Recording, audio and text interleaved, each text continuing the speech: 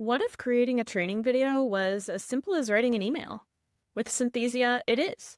Just write your script or upload any text document, choose an AI presenter, and get a polished video in minutes.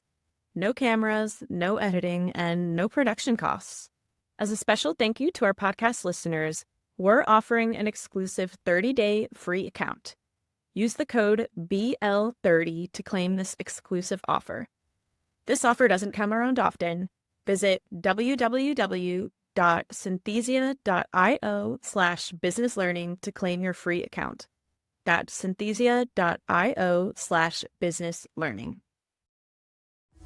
Welcome to the Business of Learning, the Learning Leaders podcast from Training Industry, where we speak with industry experts and thought leaders on all things learning and development.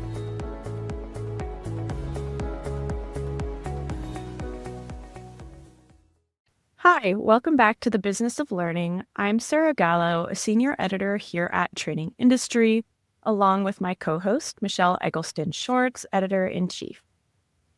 Yes, hello there. Today we're diving into a very timely topic. With economic uncertainty and tighter budgets, many training teams are being asked to do more with less. We'll explore how to manage your training function when resources are limited, whether that's budget, talent, time, or access to technology and tools. Joining us for this conversation today are two experienced learning and development professionals, Lauren Olson and Harry Colangelo. Lauren and Harry, thank you so much for speaking with us today. Thanks for having us. I'd love if we could start off by having you both share a little bit more about your own experiences managing training with limited resources. And are there any lessons that you'd like to share with our listeners that you learned along the way?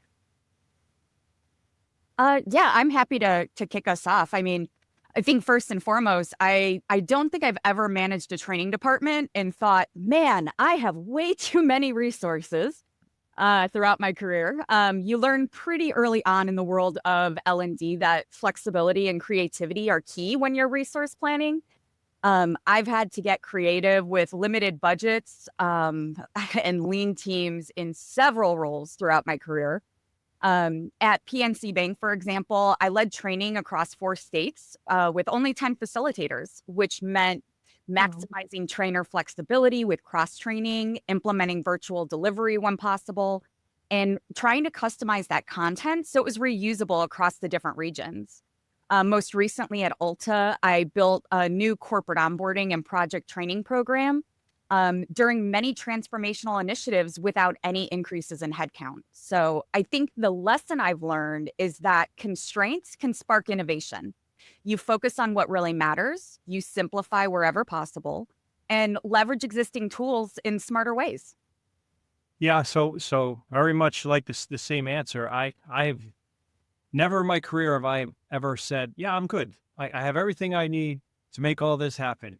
But what I have learned is that my time management and my identification of goals has made all the difference, right? I have to evaluate the team that I have and where the strengths are, where the areas that need improvement are. And then I know that there's 1,440 minutes in a day. And so how am I going to use those minutes? And every time somebody knocks on the door and says, hey, do you got a second? Or every time somebody shoots me an email or sends me an instant message, it's taken away from what I'm trying to get to. So me identifying what is the most important thing right now?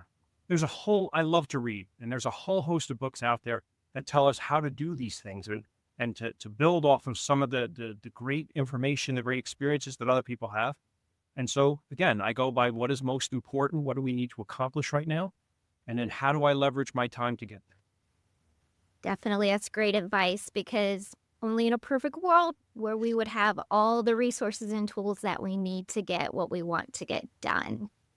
I'd like to dig in a little more about how we can make the most out of our current existing resources. Love to hear how L&D teams can basically make the most of the tools, platforms, and content that they already have in-house. Do you have any tips there? Yeah, I would say I found that a lot of organizations underutilize what they already have. So it's important to take inventory of all the different tools and platforms and content that they have, and then work to keep it updated. Knowing what you have access to is really that first step. in maximizing the use of those assets. Next, I would say take a deep dive into additional capabilities that those different platforms may have. A lot of tools make updates periodically that often bring newly available functions. So, for example, during the pandemic, instead of buying new platforms, I was able to repurpose existing LMS tools and created e-learning modules to quickly roll out health and safety training. The key is auditing what's in place, your LMS, your job aids, your templates, any internal expertise, and then adapting them before you start looking at investing in new technology or platforms. Yeah. So in many ways, where in the world that I work in, the greatest need or the greatest discussion has always been the data-driven decisions. And so in my current role in the IRS, I had found out in the leadership training department that there hadn't been any metrics. They hadn't been measuring whether the training was effective or not. Right. And so a man named Richard Koch, he wrote a book, The 80-20 Principle. It was based on the Alfredo Pareto's idea about 20% of our efforts go into 80% of our results, and how to manage our time better, and how to really identify what is most critical. And so to make a data-driven decision, you have to have data, actual data, right? And so I've written some articles on that in this past year on how we can go about doing that, even getting to return on investment or return on expectation in nonprofit organizations like the government, right? And so what I like to do is, again, I keep harping on the idea of managing our time. We have these pitfalls, or these pits of time wasters, like emails and meetings that are absolutely not necessary. We need to identify what is most critical to us, right? And so when I identified that we need to have a metric, we need to have metrics so that we can make decisions. How many courses do we need? How many of our instructors are being successful? How much are they applying on the job? What kind of benefit is that making to the organization? I can then look at the team that I have and identify who are strong in analytics, who's strong in bringing people together, who are my connectors, and they know that they know subject matter experts that I can bring together to make these things happen. When I start identifying the core of what exactly needs to get done, when I use that principle that Koch talks about, it helps me to get to the successes that the organization needs as a whole. And again, it doesn't have to be all of our time. If we're spending all of our day on these things, it's a drain. We need to focus on what is most critical, that's going to get the biggest bang for the buck. Definitely. That's so true. And Harry, we've heard time and time again from our audience that kind of determining those metrics and also actually measuring impact is still so challenging, even though we know that's so essential. That kind of goes into my next question for you both, sort of a two-pronged one here. What steps can L&D leaders take to try and secure greater training investment, which, again, another common challenge that we often hear? And then also, how can they demonstrate ROI to leadership when funding is limited? Yeah, I would say one way I've approached this is by tying training outcomes to business metrics that leadership already cares about. So, for example, way back at the beginning of my career at Target, I could directly connect new hire training and service metrics to increased red card adoption rates, which went from 55% to over 100% of goal within my first 6 months in the role. While I was at Ulta, I was able to show how WalkMe reduced error rates and increased productivity, which really did help to position training as a cost saver. Using ROI frameworks like Kirkpatrick, and I actually did a certification in proving learning impact through NovoEd. That really has helped me to translate learning into business results, which makes for a much stronger case for that investment, in my experience. So again, I say I read a lot, right? And I know I keep referencing authors, but they again, there's so much information out there. There's so much good information out there. Malcolm Gladwell wrote a book on tipping point, called The Tipping Point, and he identifies 3 different types of people. One of them is a maven, right? They're the knowledge people, the connectors. They're the ones that bring people together. And you got your salesmen who make the pitches for you. In my experiences, people don't buy products unless they're brand loyal. They don't. They buy people, which is why we see celebrities in commercials, or when we see in the pharmaceutical commercials, we see people who are healthy and running around and outside and doing things, right? They're trying to get us to see the life that we could have, and or maybe identify with somebody that's in the screen in front of us. I think the same thing applies when we're in the workforce. For us to get the point across to others, they want to know if they can trust me. Do they understand what I'm trying to get to? And sometimes I might not be the salesman. I might have to be the champion. And I have somebody else that I've identified as the salesman of the team who has the reputation or has the collateral among the leadership or among their peers to be able to sell what I'm trying to get moving, right? So when I have to come in to bring in a new initiative, I work for the Federal Air Marshal Service. I wrote the curriculum there. I worked with some of the most incredibly talented people that you could imagine in the world. I knew nothing about firing a gun. I'd probably kill myself if I had to hold a gun. But yet I had to make training on that, or I had to lead the training on that. Getting the subject matter experts in the room to then use the information that they have to provide the opportunity and to ask the right questions so they could present the material that I need to present to leadership to show that I can make this work and why it would be good is critical to success. I don't have to be the salesman every time. It's good if I am, but if I'm not, and I got to build that reputation to get there. And then in the meantime, I've got to identify who is. And one thing I brag about all the time is I'm not the smartest guy in the room, but I promise you I will know who is the smartest person in the room. And I will use them for that situation to help us to accomplish what we need to get accomplished.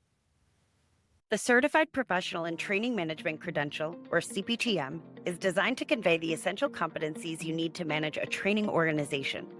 When you become a CPTM, you gain access to alumni resources like monthly peer roundtables and a full registration to the Training Industry Conference and Expo. If you start today, you could earn the CPTM credential in as little as 2 months. To learn more, visit www.trainingindustry.com/CPTM. Definitely. I love that. It's really leveraging your internal network and knowing who your champions are and who to go to help push your efforts forward. So you definitely don't need to be the smartest person in the room. You just need to know who to reach out to. Love that. So as learning leaders, our to-do list is ongoing, never ending, and training requests are always coming in. So I'd like to touch on prioritization here. What role does prioritization play in managing training with limited resources? And how can L&D leaders decide which programs to prioritize? Yeah, I mean, prioritization really is critical and key, right? So at PNC, when we were managing multiple branch rollouts simultaneously, my team and I, we created a must-have versus a nice-to-have matrix, right? That aligned our training priorities with the company's strategic goals. Similarly, at Alta, during our large-scale IT transformations, we couldn't train every role on everything all at once. So I really took partnership with our leaders to identify, okay, what are the critical change impacts that are happening? What do people need to know for that day one readiness? And then we sequence the training accordingly. And really, the guiding principle is this: focus first on initiatives that carry the greatest risk or business impact, and then you can kind of layer in the rest, right, into that overarching plan. Yeah, I 100% agree with that. What we focus on is critical, right? There's another author, his name is Jake Knapp, and he talks about focusing on what matters every day, right? And so when I was a school level, I was in the public school systems, and I worked as an assistant principal and as assistant superintendent, and I made it a point to go to every classroom in a building on every Monday and every Friday, and I made it a point as an assistant superintendent to visit a building every Monday or Friday to be at the ground level, because what was most important was the kids. The kids are the most important thing. When you get into the adult world, we have to identify what is the most important thing and then get past these things that drain us, right? I had mentioned that the emails and these unnecessary meetings are drains for us. They're not necessarily changing anything. How many times we've been in a meeting and we've said that, well, that could have been an email, right? We get there and we treat them as social situations. I try to break that, right? I make sure that I read my emails the first thing in the morning and at the end of the day. So I spend about an hour in the morning and about a half an hour at the end of the day to read emails and to respond, delegate, and to do my follow-ups. After that, I'm intentional on what I'm trying to focus on for that day. I have a goal. I have a planner. I go to it's an e-planner, but I go to my planner every day to to identify what I'm going to accomplish today. Now, it can be the same thing as I was doing yesterday, but it'll be an increased step in what I did. And I make sure that I can document it so that at the end of the week, I can go back and look and say, okay, this is what I did well. This is where I need to improve upon. There was a cool movie in the 90s called City Slickers. I don't know if you remember, it was Billy Crystal and Jack Palance. And Billy Crystal was struggling in his life, and he got sent, him and his buddies went out there to go become cowboys and to drive these steer, across the land or whatever. And he was struggling, like I said, struggling in his life, trying to figure out where's his life going. And Jack Palance said something cool to him. He said, this is what's the most important thing. And he goes, what is that? And he goes, well, that's for you to find out. And Billy Crystal felt, upset by it. The character felt upset by it. But as the movie went on, there was a baby cow that he helped deliver, or baby steer that he helped deliver, and it got caught in a flash flood. And he said, in that moment, the only thing he cared about was saving that cow. That's how we have to be in the jump, right? Like, we need to be focused on, this is my priority. This is what I'm trying to get accomplished today. Like I said, in the IRS, when I was there, it was trying to get that evaluation program going. And once I got that successful, there was a whole bunch of other things I was able to do. I won a commissioner's award for the Taxpayer First Act response to Congress and writing the measures and metrics piece to that, right? Like, so when we focus on what is most critical, everything else just falls into place. Our priorities are easier. Our goals are easier. We're measuring what we do well, what we need to improve upon. Everything in our life changes when we just keep what is most important in front. Yeah. It's a great reminder. I mean, you can't be strategic if you're not prioritizing the right things. It's really true. I want to sort of circle back to a point we made earlier about really engaging those subject matter experts and champions in training. Specifically, how can engaging internal subject matter experts really help stretch training budgets further? And do you have any advice for engaging them in training in the first place? Yeah, so internal experts are an incredible resource. For example, when I was at PNC, we would train high-performing managers to co-facilitate different classroom sessions, which helped to cut costs, and it built credibility with the learners. When I was at Ulta, I partnered with IT project leads as SMEs to co-create content, which greatly reduced our dependency on vendors. And really, when it comes to engaging SMEs, I always focus on making the process as collaborative and rewarding as possible, really trying to position them as thought leaders, giving them facilitation support, and really just showing how their expertise directly accelerates our organizational success as a whole. So you remember when I said earlier that Malcolm Gladwell had written a book, The Tipping Point, and had mentioned 3 different people, right? You have your mavens, your connectors, and your salesmen. When you have your subject matter experts, they're your mavens, right? But we as leaders, we need to identify what do I even have in front of me? Who do I have in front of me? What are the strengths and weaknesses that I have? Because if I don't identify that, then I can't identify what I need, right? I can't identify how I'm going to be able to push this forward, or what kind of additional resources I'm going to need to make these things happen. I automatically look at any subject matter expert as a maven, right? You know what I don't know, and I'm going to utilize that. I'm going to capitalize on that to the fullest. Steve Jobs had said something that was very cool. It says it doesn't make sense to hire smart people and then tell them what to do.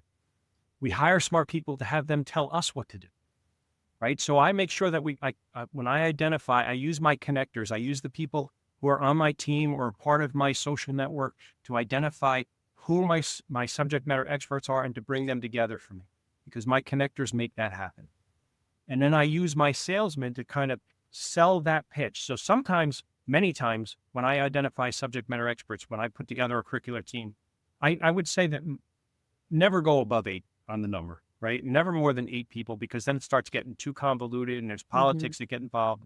So for me, if I have 8 in there, I'm going to try to identify who the voices are that are well respected, and I use them to make the sales pitches going forward. This is why this is good. This is why this is going to be successful, and I use that kind of information for supervisors above, And I use that for the people who this is going to apply to in the field. So now I have voices, I have marketing happening from these salesmen who were brought together by connectors, right? And the connectors are bringing to me the subject matter experts.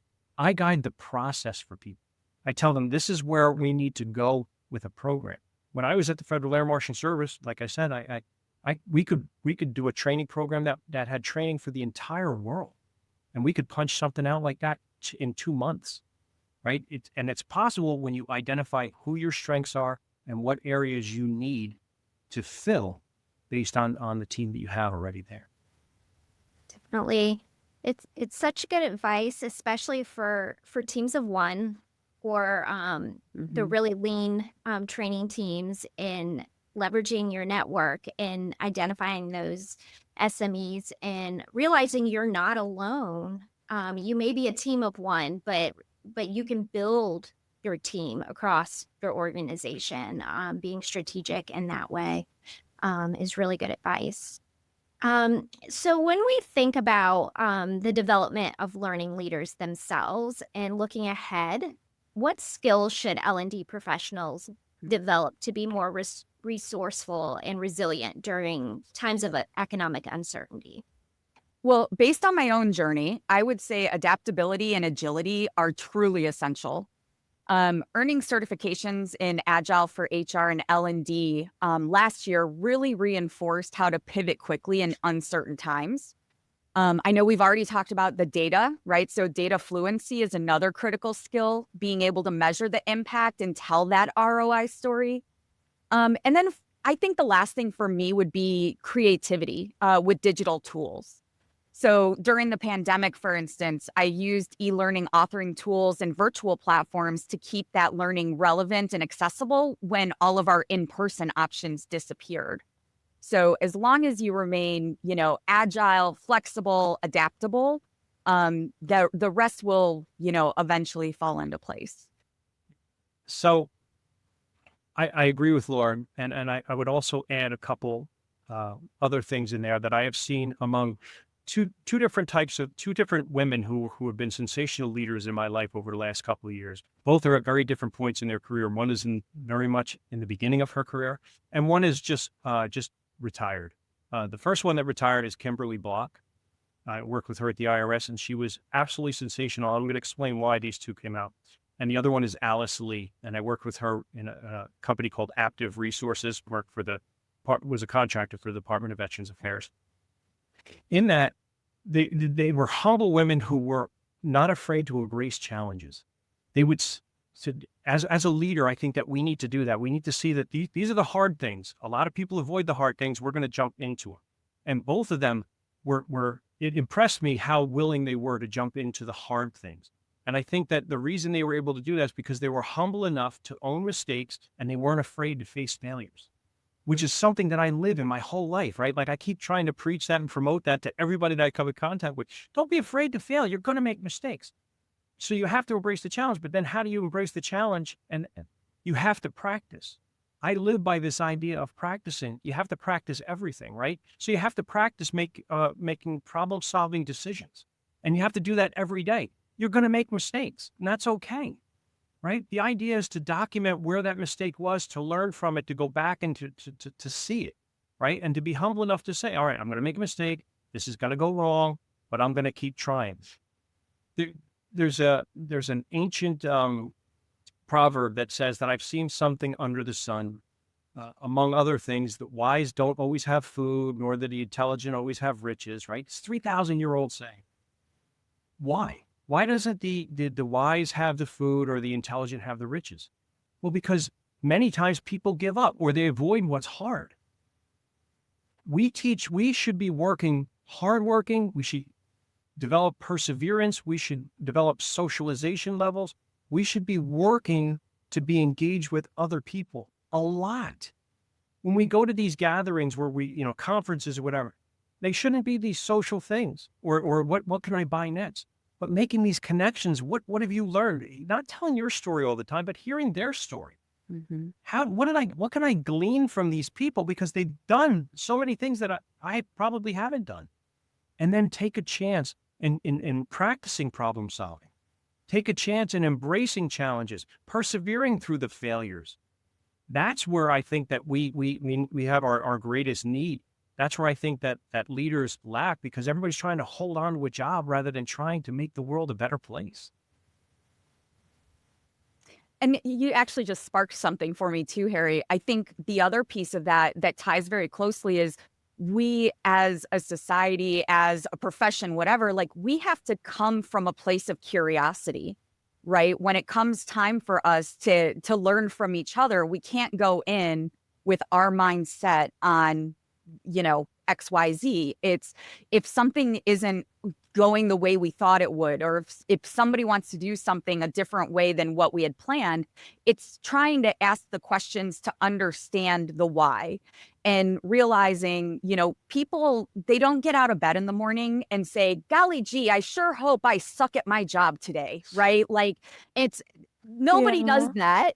But it's like, but to your point, people make mistakes, failures happen. And so rather than jumping to the conclusion of, oh, well, they just don't know what they're doing, or, what have you, we've got to ask those questions thoughtfully. And as I always say, it's come from a place of curiosity to really understand the whys behind it. And then that can help inform, making those critical next decisions as you move forward.